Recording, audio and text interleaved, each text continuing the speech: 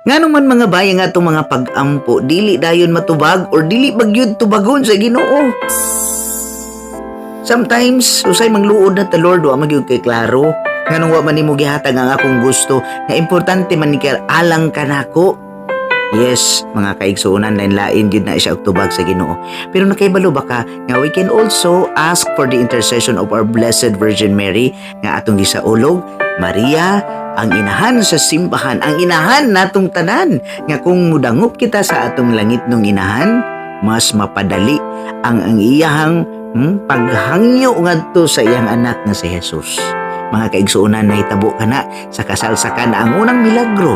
Nahitabo nga ni Dool ang mga tao, ang mga tinun-an kang Maria, ug ni-intercede siya niingon kang Jesus, nahutda na silang bino, ug didto nahimo ang unang milagro.